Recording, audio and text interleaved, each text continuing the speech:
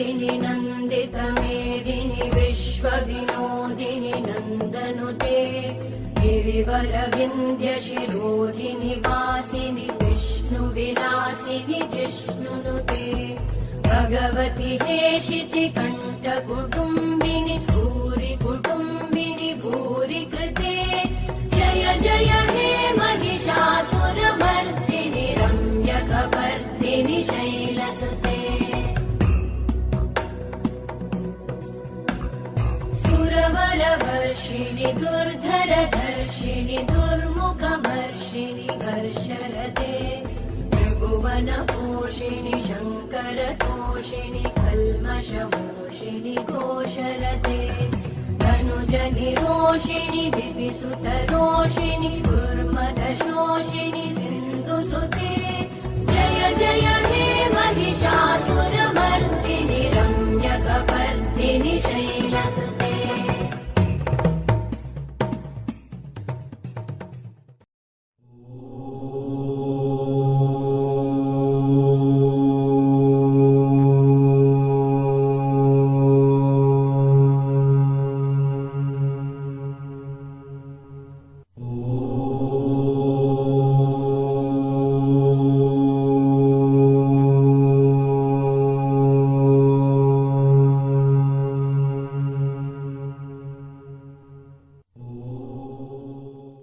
अहं रुद्रेभिर्वसुभिश्चराम्यहमादित्यैरुतविश्वदेवैः अहं मित्रावरुणो भा बिभर्म्यहम् इन्द्राग्नी अहमश्विनो भा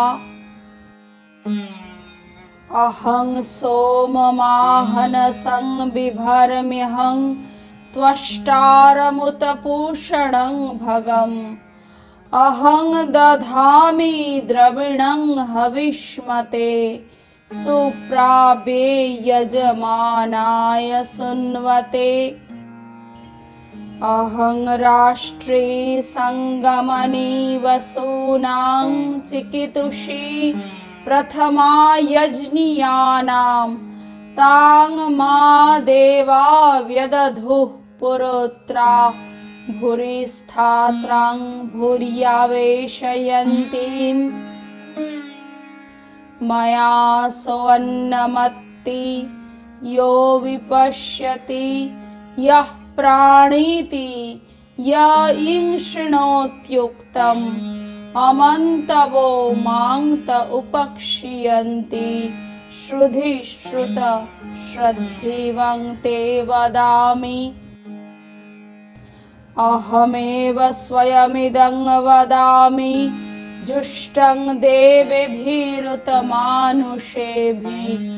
यं कामयेतं तमुग्रं कृणोमि तं ब्रह्माणं तं ऋषिं तं सुमेधाम्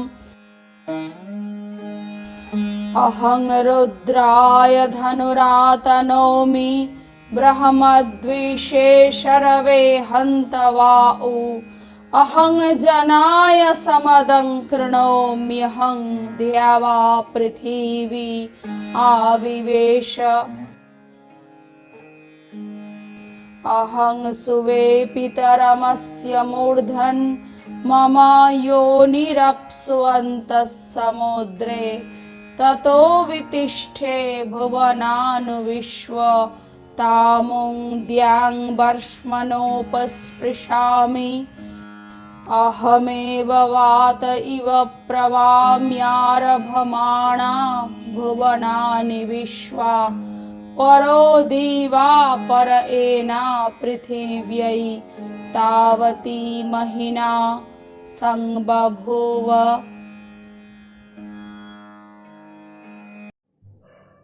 जयतु जयतु महादेव। नमः श्री आदिदेवाय। अधिहि मे योग विज्ञानम। नमो नमः। शिव विद्या महाविद्या Gupta चाग्रे Maheshwari मद्भाषितं idam shastram gopaniyato budhai. The yoga tradition in India flourished with the development of two profound schools of thought, the Agama and the Nigama. Agama and Nigama had their origin rooted in the Vedas. The Guru Shishya Parampara, that is, the teacher disciple tradition, has been the basis of these two profound branches of learning. It is said that in Agama Shastra, the knowledge has emanated from the lips of the Supreme Lord Mahadeva. The divine consort of Shiva, Mahadevi, is the disciple. Mahadevi represents the primordial energy, the eternal Shakti. On the other hand, in Nigama Shastra, the Lord Shiva is the learner, and Mahadevi herself is the Guru. Shiva represents the ultimate reality, the fundamental principle, and Mahadevi represents the creative energy which has given rise to the universe of names and forms. The unity of the fundamental principle and the creative energy is the highest state of existence, the absolute reality. This highest state of existence is called yoga. However, each of all the ways leading to that supreme goal is also called yoga. Therefore, yoga is the goal as well as the way. The fire of yoga burns the cage of sin that is around a man. Knowledge becomes purified and nirvana is directly obtained. From yoga comes knowledge. Traditionally, yoga has been defined as the cessation of thought waves. The entire journey of yoga is dedicated to the controlling of the thought waves. According to yoga philosophy, there are eightfold limbs of yoga: yama, niyama, asana, pranayama, pratyahara, dharana, dhyana, samadhi. Popularly, in the modern times, much emphasis is on the asana, pranayama, and dhyana.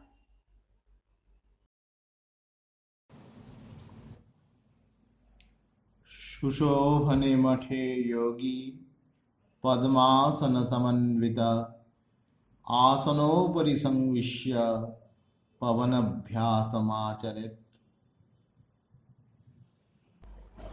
Asana is a steady and comfortable posture in which the aspirant can sit for a long time. This is required to undertake any intensive work with utmost concentration. Asana is leaving the body free, holding the chest, shoulders, and head straight. The body should remain totally relaxed and at the same time steady. A series of exercises, physical and mental, is to be gone through every day until certain higher states are reached. Therefore, we must find a posture in which we can remain long. That posture which is easiest should be chosen. However, in the later times, the Hatha Yoga tradition flourished in India, especially in Bengal. Hatha Yoga recommends a number of postures which can lead to physical well-being. Some of the asanas recommended in Hatha Yoga tradition are very popular. प्राणायामेन Yogindra लब्धैश्वर्याष्टकानि why पापपुण्यो दधिं तीर्त्वा Trailokya चरतां यात्. As regards the technique of different pranayamas are concerned, it directly,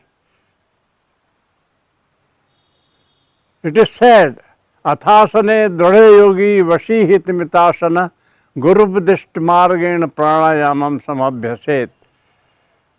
Also another verse says, dekha dekhi ki na yog chiji kaya badha rog.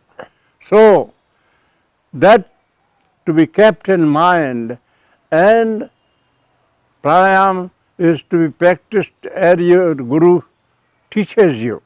The basic thing of pranayam is always your inhalation. Suppose it takes 2 seconds, the exhalation must take 4 seconds. This is a training to hold the breath in process. Then pranayam never harms you. We have to be very careful about its rhythm and it's about this technique.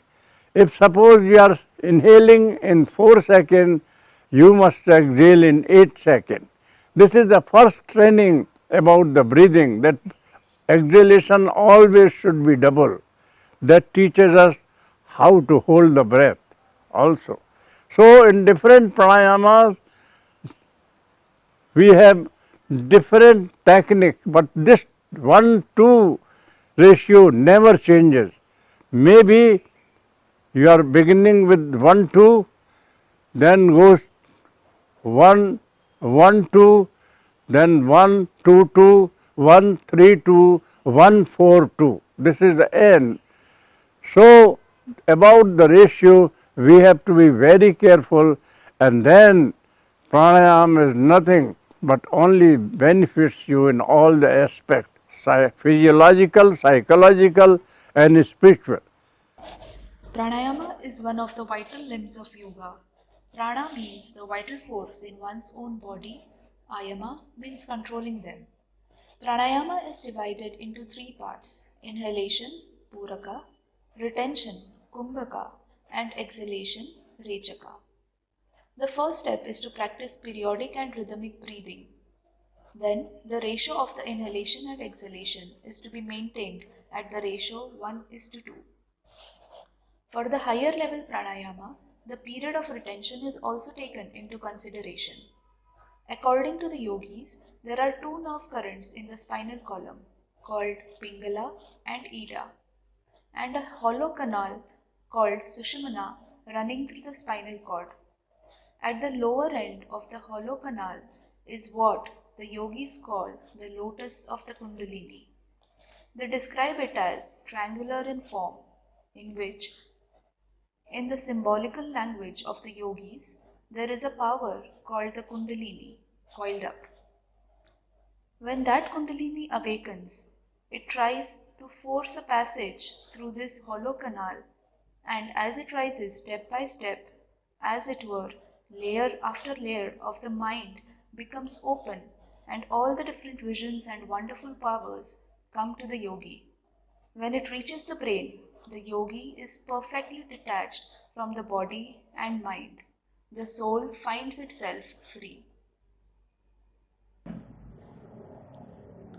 एतद्ध्यानं सदा कुर्यात् अनालस्यं दिने दिने तस्य स्यात् सकला सिद्धि वत्सरात् नात्र संशय. Pratyahara means turning the senses inside. Senses, by their nature, are externally directed. The technique by which senses are turned towards the self is called Pratyahara. Fixing the mind on the lotus of the heart or on the center of the head is what is called Dharana. Limited to one spot, making that spot base, a particular of mental waves rise. These are not swallowed up by other kinds of waves, but by degrees become prominent, while all the others recede and finally disappear. Next, the multiplicity of these waves gives place to unity, and one wave only is left in the mind. This is dhyana, meditation. When the mind has been trained to remain fixed on a certain internal or external location, there comes to it the power of floating in an unbroken current, as it were, towards that point. This is called dhyana.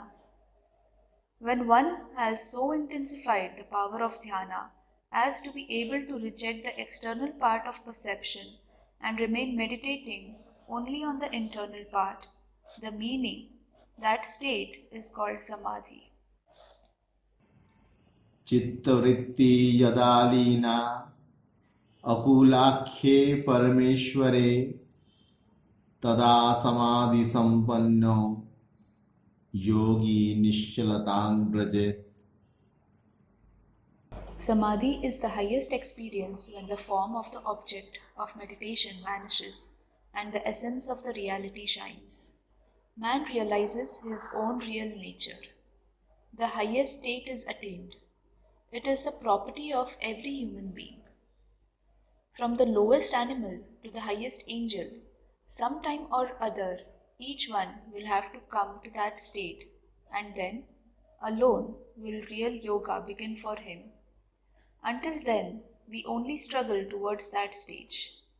Each one of the steps to attain samadhi has been reasoned out, properly adjusted, scientifically organized, and when faithfully practiced, will surely lead to the desired end. Then will all sorrows cease, all miseries vanish, the seeds for action will be burned, and the soul will be free forever.